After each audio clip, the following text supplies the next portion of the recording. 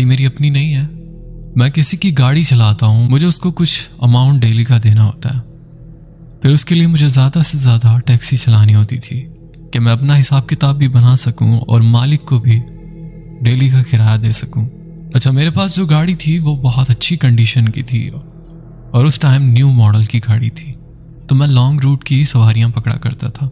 Like एक city से दूसरे सिटी मैं लारी अड्डे पे जाके खड़ा हो जाया करता था और फिर मुझे वहां से सवारी मिल जाया करती थी। मुझे ज़्यादातर रात को सवारी मिला करती थी, वो इसलिए कि लारी अड्डे से लास्ट बस रात को 8 बजे निकल जाया करती थी। उसके बाद किसी ने जाना होता था तो वो टैक्सी करवा लिया करता था। अच्छा, हुआ कुछ यूँ कि मेरे पास एक शख्स आता है और वो मुझसे कहता है कि उसने सिंध जाना है और वो मुझे कहता है कि उसकी फैमिली को पिक करना है, उसे सिंध जाना है। वो मुझसे किराया तय करता है क्योंकि वो सफ़र बहुत लंबा था, यानी तकरीबन कोई 15 से 18 घंटे का सफ़र था। उसने कहा था कि कुछ ही दूर मेरा गांव है, वहां से मेरी फैमिली को लेना है और फिर हमें जाना है। अच्छा, ये मुझे बड़ी अनोखी सवारी मिली थी, डायरेक्ट सिंध की।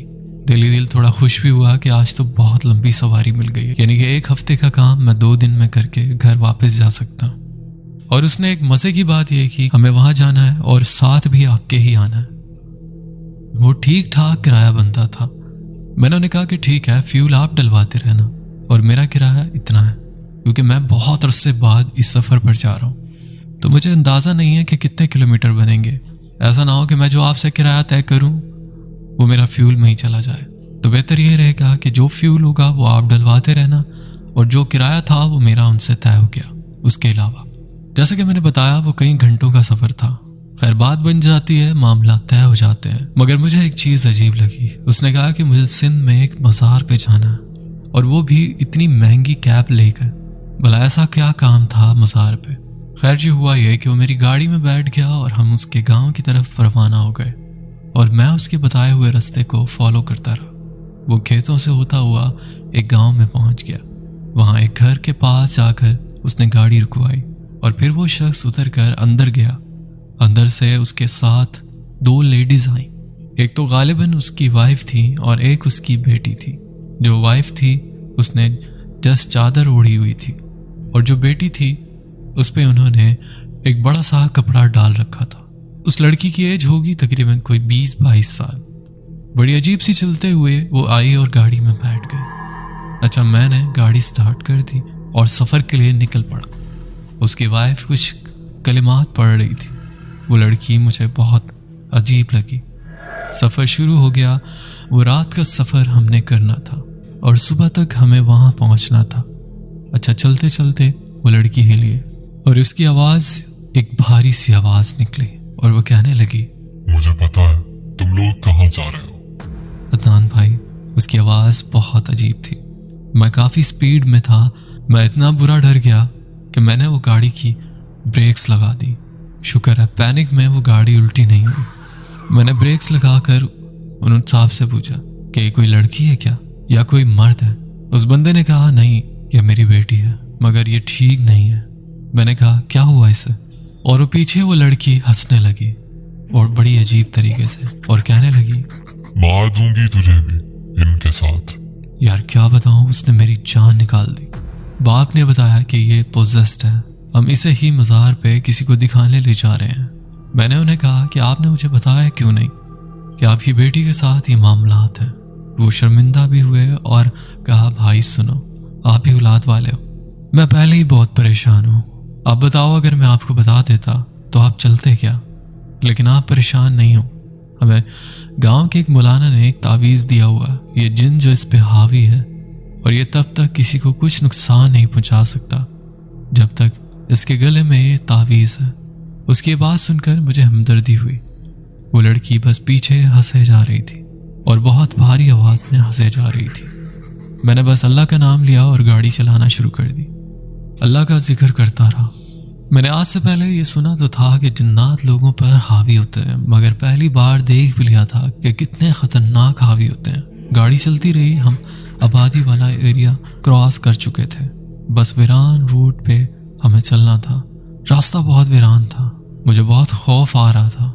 यह तस्वर ही मुझे डरा रहा था कि मेरी गाड़ी में एक जिन है जो जो एक लड़की पे हावी है। कभी वो लड़की इतने खौफनाक तरीके से हिलना शुरू हो जाती, कभी वो हंसने लगती और कभी रोने लगती, और कभी वो ऐसे गिर जाती जैसे बेहोश हो गई है। अब बस इसी में 4-5 घंटे निकल गए, हमें पता ही नहीं चला। काफी सफर तय हो चुका था। पीछे से उसकी वाइफ ने शौहर को हाथ लगा के इशारा दिया, शायद उसे वॉशरूम जाना था। वो लड़की बेहोश पड़ी थी, सब सुकून था। और फिर उस बंदे ने कहा कि रोड पे कोई भी ढाबा है वहां रुकना, कुछ खाने को भी ले लेंगे और जरा फ्रेश भी हो जाएंगे। मैंने काफी गाड़ी चलाई, मुझे रास्ते में एक ढाबा नजर आया जो कि कच्चा था और फिलहाल वीरान पड़ा था, क्योंकि रास्ते में आने जाने वाले लोग ही वहां पर स्टे करते थे और फिलहाल वहां कोई गाड़ी नहीं थी। मैंने वहां गाड़ी रोक दी।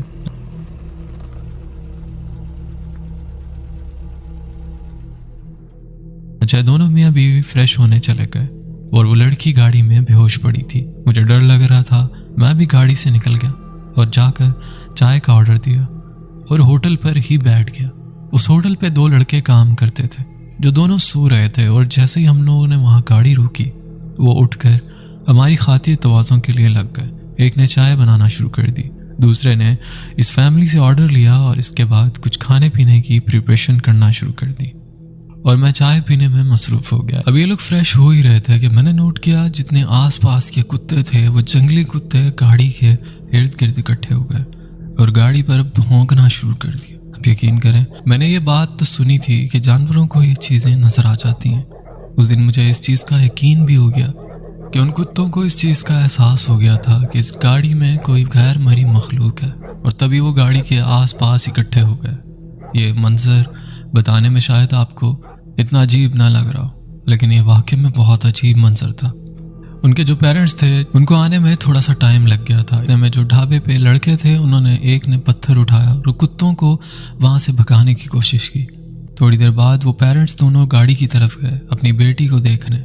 माँ ने शोर शराबा शुरू कर दिया, रोना शुरू कर दिया। मैं उठकर उनके पास गया, मैंने कहा क्या हुआ? उसने बताया कि मेरी बेटी गाड़ी में नहीं है। ओ मेरे खुदा, ये इतनी खौफनाक जगह, ना बंदा ना बंदे की जात, सिवाय इन 2 लड़कों के जो ढाबे पे काम करते। उसके अलावा दूर दूर तक फसलें ही फसलें। वो ढाबा कुछ इस तरह था कि उसके पीछे से एक ढलवान नीचे खेतों की तरफ उतरती थी और नीचे गन्ने का एक बहुत बड़ा कमाद था, और बीच में वो हाईवे, उसके दूसरी तरफ भी ढलवान थी और बहुत ज्यादा खेत थे। अब भला इस जगह पर वो कहाँ चली गई? मैंने उसे गाड़ी से निकलते हुए भी नहीं देखा, हालांकि मैं सामने ही बैठा चाय पी रहा था। न जाने वो कब हमारी नजरों से बचकर उस गाड़ी से निकल गई।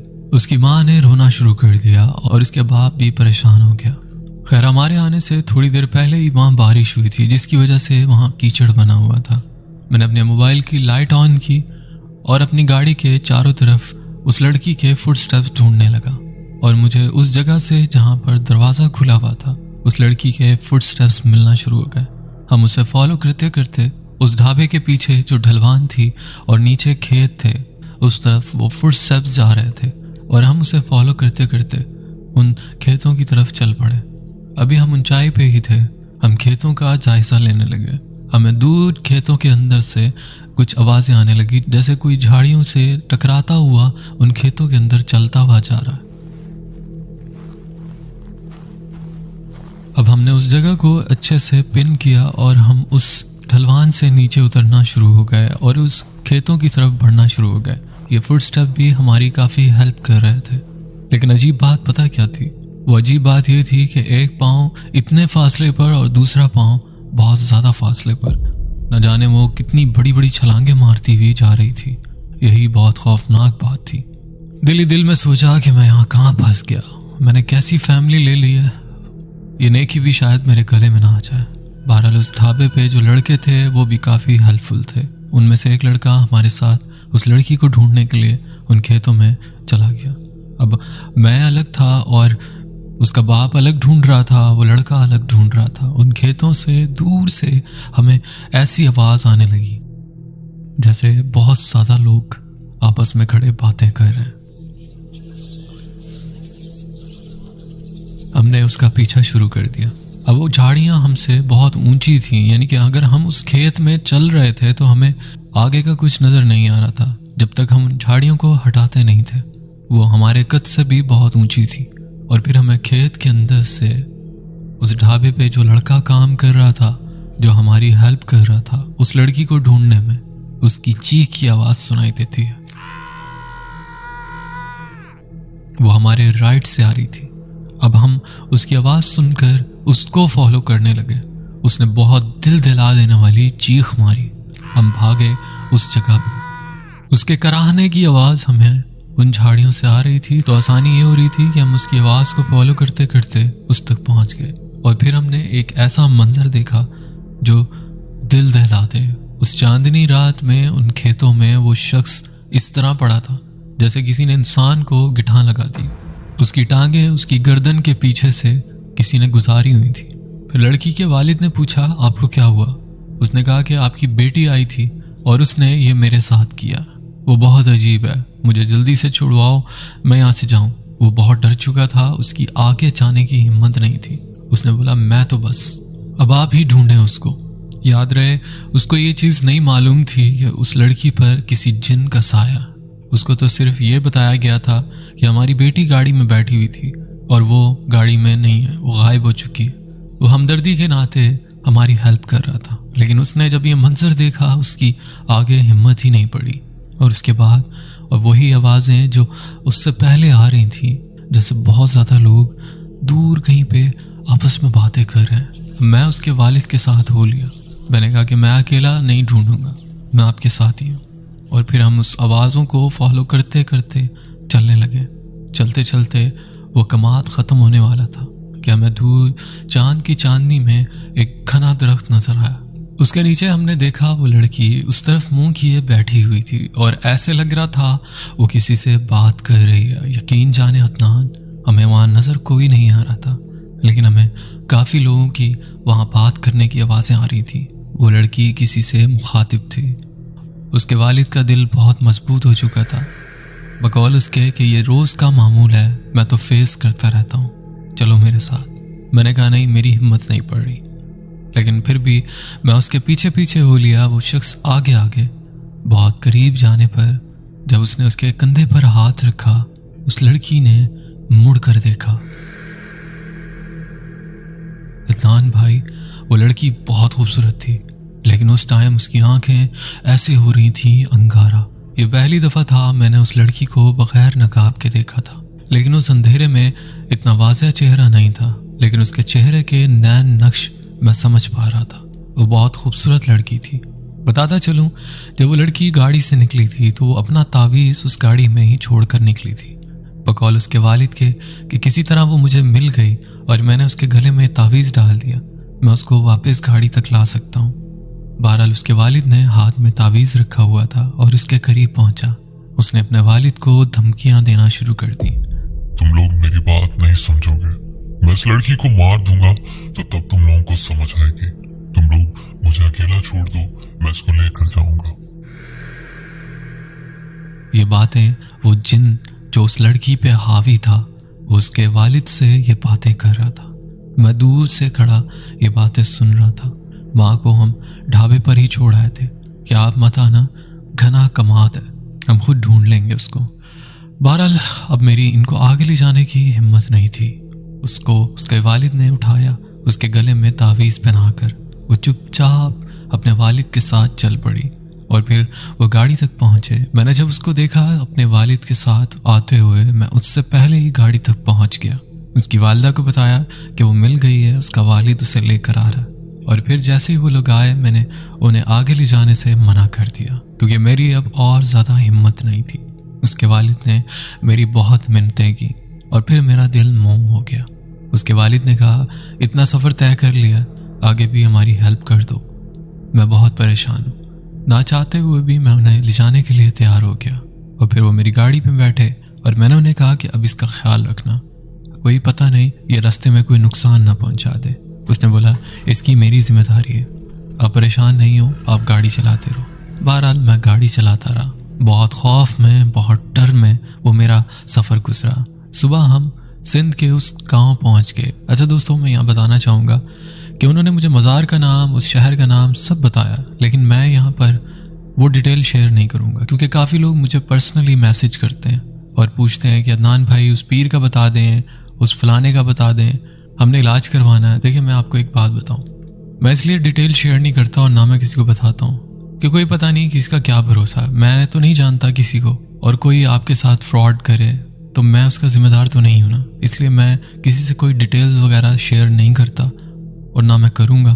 तो इसलिए मैं उस मज़ार का नाम और उन पीर साहब का नाम जिनसे कोई इलाज करवा रहा है, मैं उनकी डिटेल शेयर नहीं करूँगा। तो इसके लिए माजरत। बढ़ते हैं स्टोरी की तरफ। सुबह होते ही हम उस मज़ार पे पहुँचे जहाँ पर वो पीर साहब बैठा करते थे जो जिन्नात का इलाज करते थे। वहाँ पहुँचकर एक और अजीब मंजर देखने को मिला। वहाँ और ज़्यादा लोग पाकिस्तान के डिफरेंट सिटीज़ से आए हुए थे। बहुत गाड़ियाँ खड़ी थी, बहुत बाइक्स खड़ी हुई थी और वहाँ एक मजमा लगा हुआ था। वहाँ पर हम उस लड़की को लेकर गए। अब इतना आसान नहीं था उसको वहाँ ले जाना। उस लड़की ने अजीब हरकतें शुरू कर दी, उसने गुर्राना शुरू कर दिया। लेकिन वहाँ पहुँचने पर उन पीर साहब ने उसके सर पर हाथ रखा और कहा कि रात को मैं कब्रिस्तान में एक अमल करूँगा, वहाँ इन सब का इलाज करता हूँ, अब रात को इसको वहाँ ले आना। अब सुबह हो रही थी, दिन हमें वहीं गुजारना था और फिर रात को कब्रिस्तान जाना था जहाँ पर वो पीर साहब अपना इलाज का अमल किया करते थे। बहरहाल उस फैमिली ने कहा कि ठीक है, हम होटल ले लेते हैं और आपका खर्चा भी हमारे ज़िम्मे, आप यहीं पे रुकें और रात को हमारे साथ उस कब्रिस्तान में जाना है उन पीर साहब को दिखाने। और फिर ये हुआ कि हम रात तक वहीं रुक गए।